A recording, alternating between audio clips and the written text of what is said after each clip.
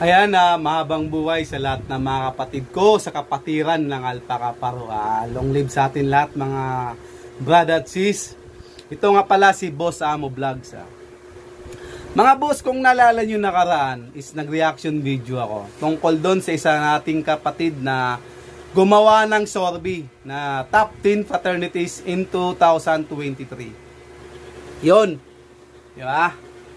Kaya, pero bago tayo dumako doon, magpapasalamat muna ako sa lahat ng mga sa lahat ng mga tumangkilik sa video ko na yon. Umabot lang naman siya ng halos kulang 200k views in 4 na araw pa lang yata or 5. Basta yun na yun. Then yung comment naman niya, speaking of comment, yan ang pag-uusapan natin ngayon. Kasi lahat ng mga komento doon, hindi naman lahat, halos na mga komento doon, nakikita ko, binabasa ko lahat isa-isa yon. Maraming positive or negatives, isanay naman tayo sa mga ganyan. Alam naman natin, siyempre vlogger tayo eh. Kaya tanggapin natin yung mga pagmumura, yung mga pagbabanta, yung mga, ang daming hindi ka nice. Kumbaga, hindi siya nakakatawa. Pero, kaya gumawa ako ng video na to, dahil hindi ko sila ma-replyan. Hindi ko kayo ma-replyan, so dito kayo manood. Ito, kung isa kang fratman, tulad ng sinabi ko nakaraan, kung naalala nyo, ang pamilya ko is, halos kami lahat may fraternity. Hindi ko na isisahin, hindi ko na ipaliwanag kung anong fraternity. Acroman or Taugama or basta yun ang pamilya namin. Kaya kami is malawak yung pag-iisip namin kung anong tribo, kung anong tribong kasapi kami, 'di ba? Kasi isa kaming fratman eh. Kaya kung isa kang fratman, ulitin ko, kung isa kang fratman, kapatid, hindi ka magagalit sa ginawa kong video. Alam mo kung bakit? Kung mapanood mo siya mula simula hanggang dulo, walang masama akong binitawang salita doon. Diba? Wala akong masamang sinabi doon. Ang daming nagsasabi na umiiyak daw, ganun. Doon tayo siya nagsiiyakan. Sorry sa salitang iyakan ang dami talagang umiyak. Ang daming umiyak. Pero ang dami, believe din ako sa mga ibang fraternity doon na talagang humble lang. Diba? Humble lang, diba babe? Doon tayo sa pag-uusapan natin yung mga komento. Mga ngawa ng ngawa, yung mga alam mo yung banta ng banta. Alam mo yung nagbabanta tapos nung binubyo ko yung profile pic, alam mo yung parang nautusan lang ng suka ng nanay tapos hindi na nakabalik. Sumali na ng fraternity. Di ba? Sabihin nila sa akin na may nagko-comment doon na ang tunay daw na fraternity is nasa collegiate. Collegiate ako sumali. Diba? Tsaka wala yan sa pinag-aralan. Wala yan kung community ka ba nag-survive o sa collegiate ka nag-survive. Ang pinakamahalaga dyan, mga kapatid ko, yung tulong, hindi yung perwish yung nagawa mo.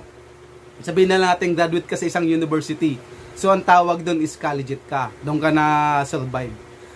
Paano naman kung doon ka nga nag-survive, din wala kang malang naibigay, wala kang malang naiambag sa kapatiran na pinasukan mo. Kasi ito nakikita ko lang base lang sa experience ko.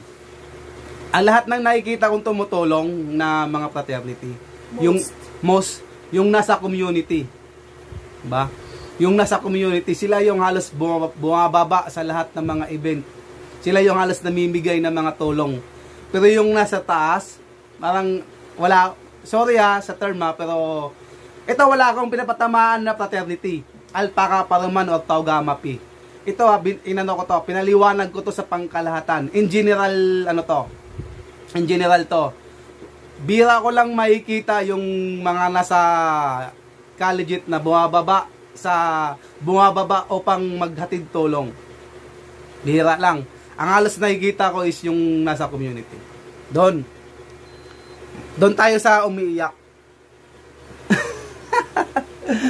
Doon tayo sa mga nagsiiyakan. Ang dami kong nakita, ang dami kong nag-iiyak-iyak doon na nagngangawa-ngawa, yung mga basta hindi ko na lang sila pinapatulan dahil alam naman natin eh. Tapos may nagsabi doon na ba't daw ako tawag niyan, ba't daw ako nagsasalita or gumagawa ng video tungkol doon, yun na daw yung resulta ng survey na yun. Malamang gagawa ako ng video, alam mo kung bakit. Influencer ako vlogger ako Karapatan kong gumawa ng content. Basta yung content ko na yon is akma doon sa pangyayari at akma sa nangyayari sa isang fraternity, sa isang kapatiran natin, di ba? Basta puro tama lang ang ginagawa to, puro tama lang yung sinasabi doon. Di ba? Sa mga nagsiyakan diyan, mga utol, wag na kayo umiyak. Di ba? Wala naman dapat ikan top 1 na nga kayo di ba? Ang pinaliwanag ko lang doon kasi kahit balik ta rin natin, di ba? Hindi naman talaga kilala yung nagiging top 2 doon tsaka top 5, ano ka ba? Top 2 to 5. Top 2. O yun na nga, di ba? Top 2 to top 5, di ba? Alam nyo naman yan O matanong ko kayo, kilala nyo ba? Siguro yung iba doon, alam natin, yung iba doon. Pero alam nyo yan, alam nyo sa mga sarili nyo kung sino yung pinaka-ano nyo. Sinabi ko na sa nakarang video ko, sino yung pinaka-competitor nyo. Diba? Kaya nga kayo nangingiyak-ngiyak sa akin dahil kilala nyo yung Alpha Kaparo Diba? Kilala nyong halos magkatumbas lang tayo. Sabihin na natin, marami kayo, alam ko naman yun Marami kayo pero hindi yan sa paramihan. Diba? Hindi yan sa paramihan ng grupo. Ang maganda dyan, paramihan ng gawa. Diba? Ako, mga pamangking ko, kaibigan ko, kasama ko sa basketball, katrabaho ko halos iba-iba. Taugamapi, mga kumpare ko. Diba? Kaya hindi na nalalayo yung loob ko sa isang grupo ng Taugamapi.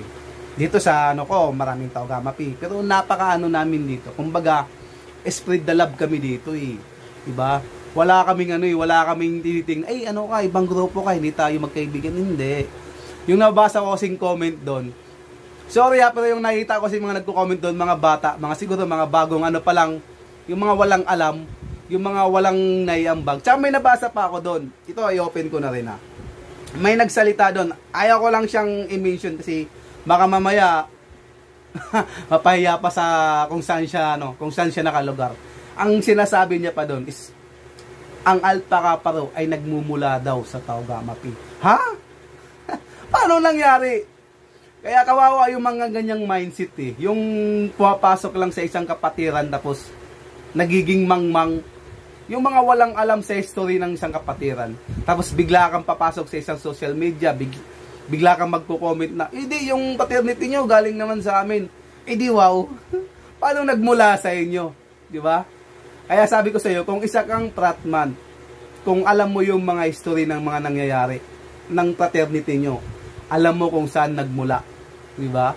Baka mamaya alam mo lang kung saan ka nag-survive, yung alam mo kung anong taon ng anniversary nyo. Di ba? Tsaka, hindi ko pinupuna yung kabilang grupo. Pagsabihan ko rin yung grupo ko, yung Alpha Kaparo. Marami rin nagko-comment doon na Alpha Kaparo na mga pangit din na binabato nila sa kabila. Mga kapatid ko sa kapatiran ng Alpha Kaparo, mga brad, tama na yung bibitaw ka ng ganitong salita na top 1 sa ganito, sa hazing, hindi pangit yun. Kalmahan nyo lang. Kalmahan nyo lang. Diba? Huwag tayo bibitaw ng ganyang salita kasi sa atin, kung sa atin din gawin yan, hindi rin maganda yan. Hindi rin, hindi rin nakakatulong yan. Kung baga, iyan lang yung magiging cause ng pratuar. Diba? At ito kung may i-upload ko to maya-maya mga kapatid ko, mga utol ko, mga brother ko. Kung may gusto kayong kung may gusto kayong ipaliwanag sa akin ulit, mag-comment lang kayo doon. Gagawa ako ulit ng bagong reaction video. Gagawin ko kayo ulit. So tama na yung i-share nyo na lang, mas maganda, tsaka i-views nyo na lang. Pero yung iyak kayo ng iyak doon, wala namang mangyayari doon. Wala naman akong masamang sinabi. Ano ba? Yun lang, alam ko, kahit paano, naintindihan nyo. Panoorin nyo to mula simula hanggang dulo para maintindihan nyo. Yun lang, sa lahat ng mga, sa lahat ng mga kapatid ko sa kapatiran ng Alpha Kaparo, long live. Sa lahat ng mga fraternity dyan, pagpatuloy lang ang maganda nyong ginagawa. Yun lang, at thank you.